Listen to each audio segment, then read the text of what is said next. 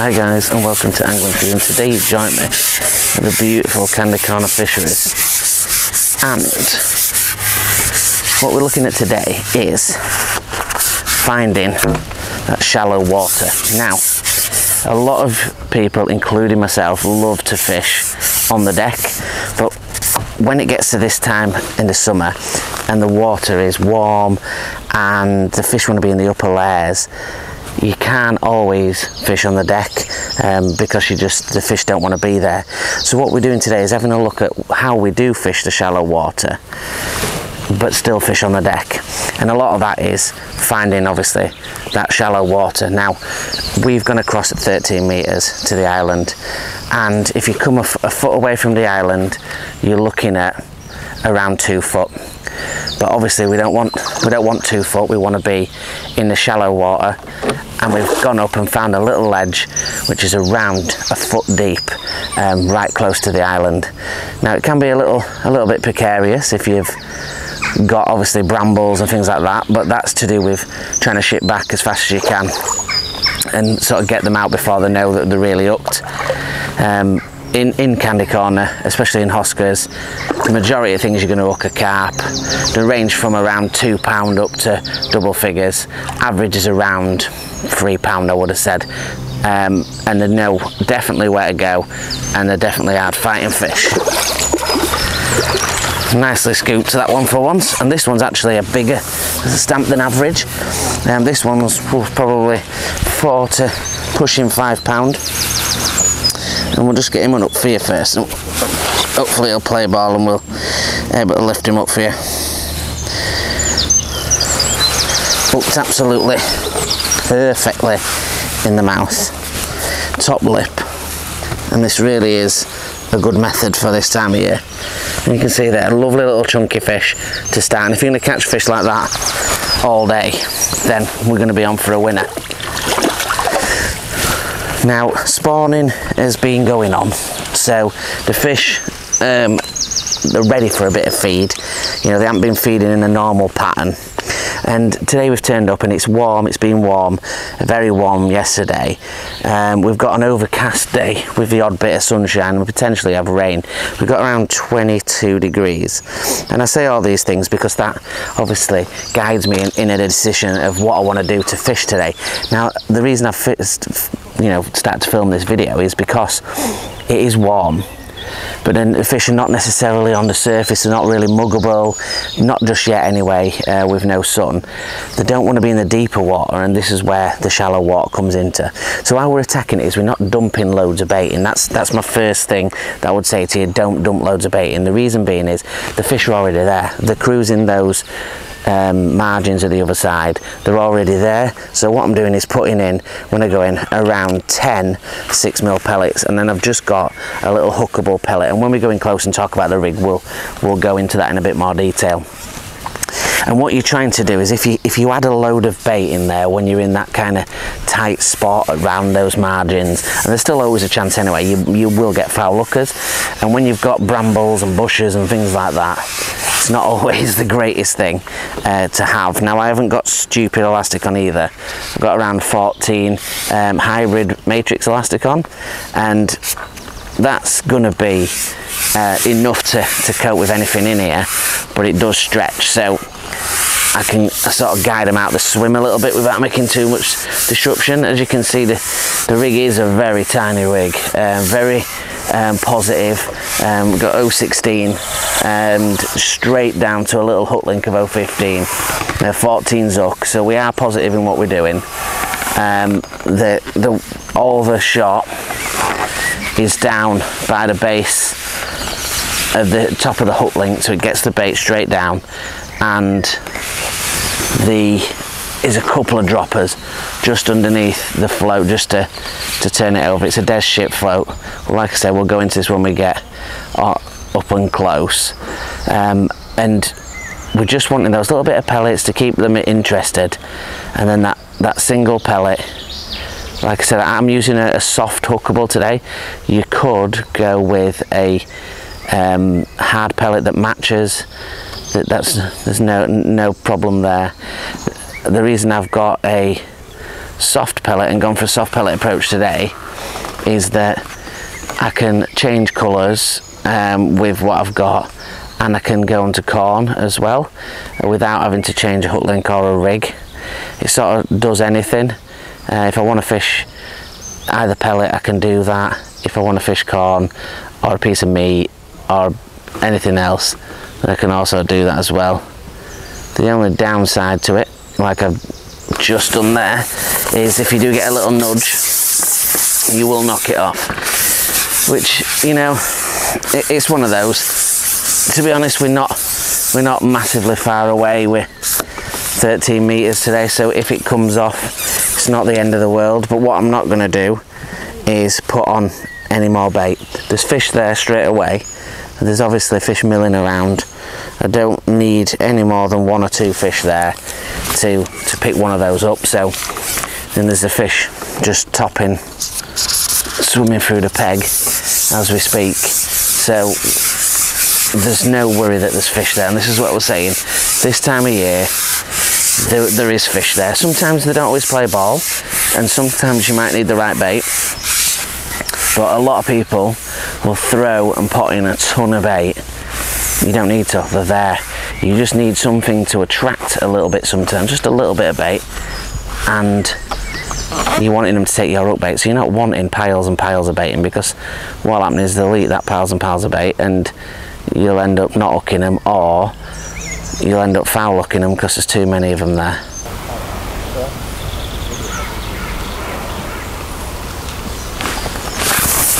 There's another guys. Nice little bite that one.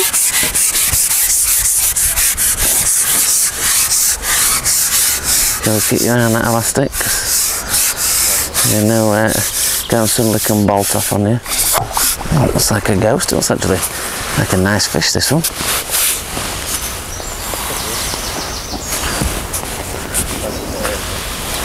Does look like a better fish, this one. It rolled over then. Like a good fish. It is a good fish. It is a ghosty. We do like a ghosty.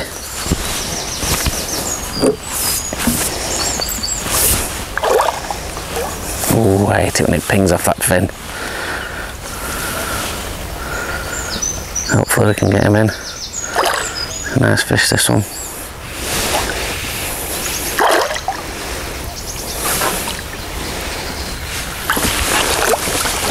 And he's in.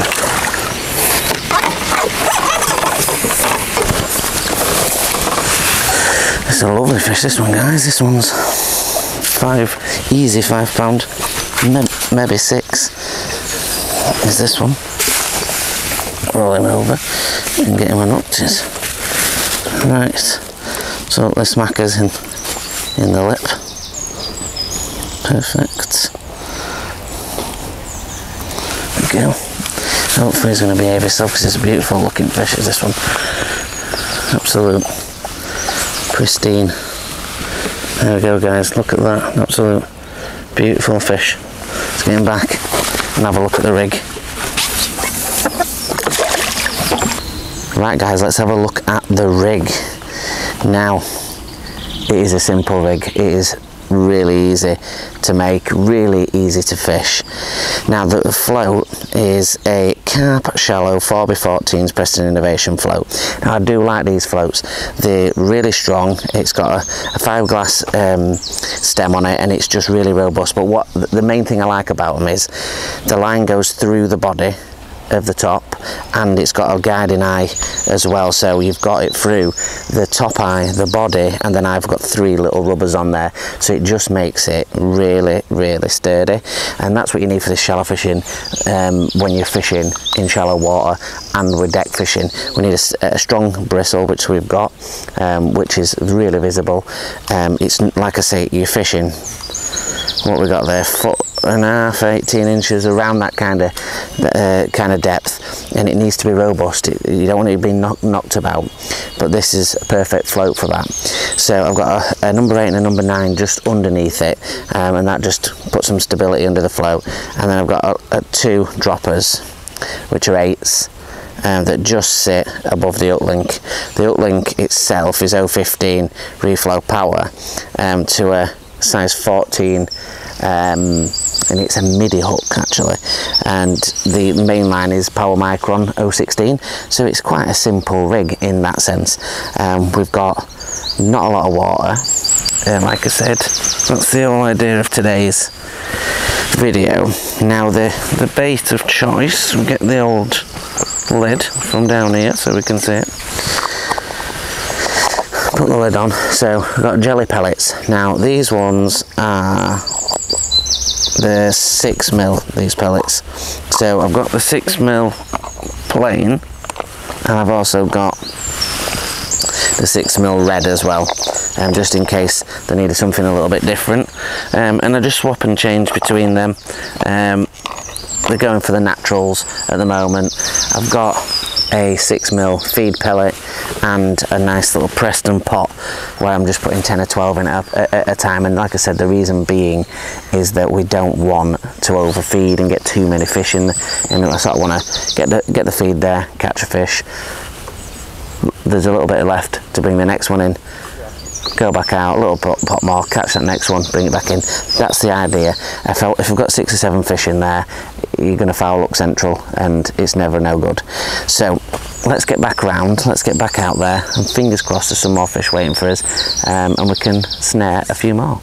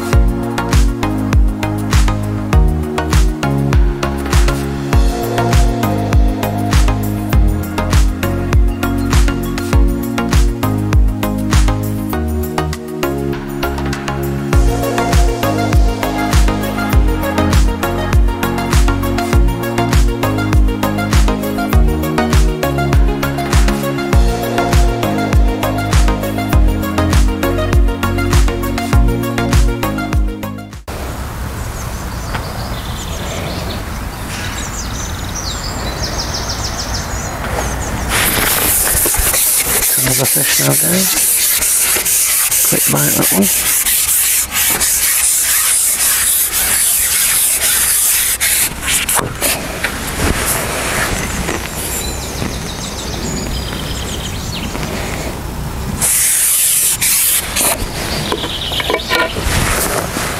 I think it was a particular big fish. It came out nicely, that one. Just got to be quick for shipping back. That was the few dead bits and overhanging branches and things like that. And a little one. This one.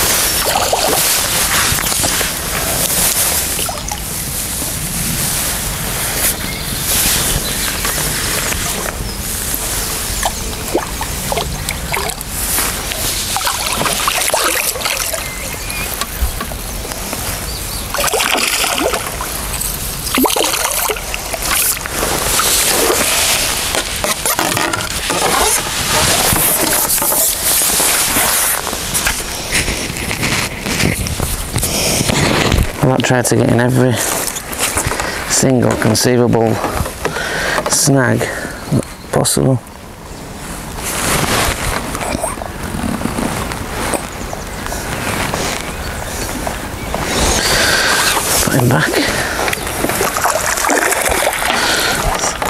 See if there's any more out there. I was back on the single pellet, that one. If the carp are there, single pellet all day. Just getting mithered before with a few of the little ones. What you find is that small carp, they always fight and scrappy compared to the bigger ones.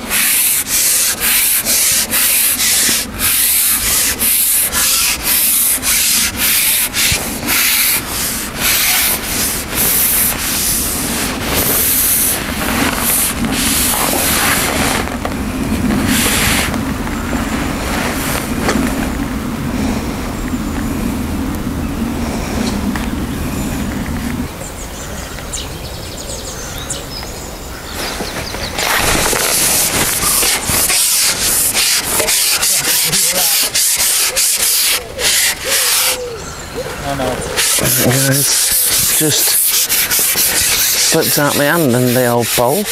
I managed to pull him out and get him out of the way.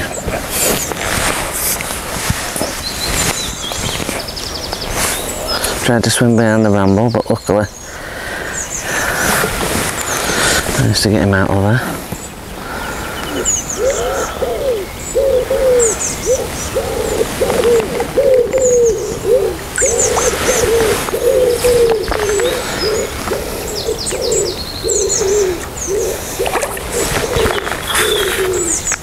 Lovely fight on this sort of medium to light elastic.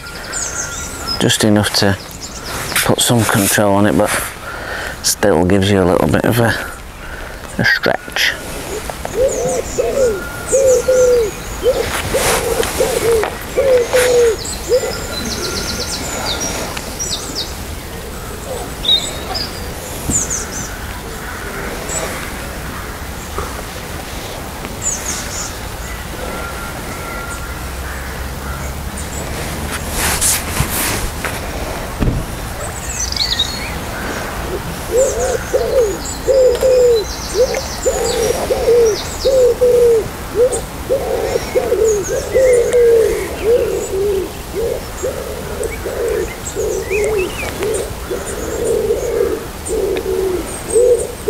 Definitely putting up a good scrap, this one.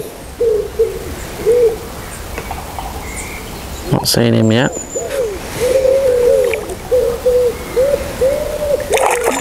Oh, that's one of those little fit commons. Lovely fish. And his hands.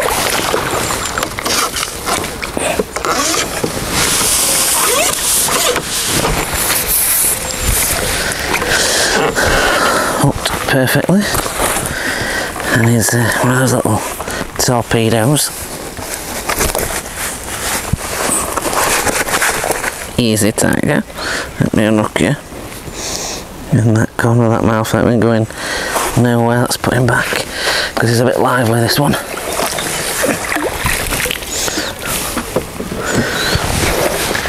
So guys, you can see how deadly that this method can be. It's, you know, proven time and time again. And it's just a winner when it's this kind of weather. They're up in the water, they're not in the deeper water, they're not down the edge just straight away, and you know, you find out that area, that shallow water where you can fish on the bottom, present your bait nicely, and these are the kind of results that you can have. So do plot around and do plumb around your area and find those shallow spots. And it doesn't always mean that it has to be 1.5 feet, it just means sometimes it might be 2 foot, but you'll get a significant difference than to where you're normally fishing and where the deeper parts are. So if you want to join us on the Facebook group at Angling For You, 9,000 plus members now. It's just crazy, and people sharing what they're doing and answering questions. It's fantastic. And if you want to go on the Instagram angling_for you and see what we're doing on the photos, and then again, that's absolutely superb. And if you could like, share and subscribe and join the Angling For You family. Until the next one, guys, tight lines.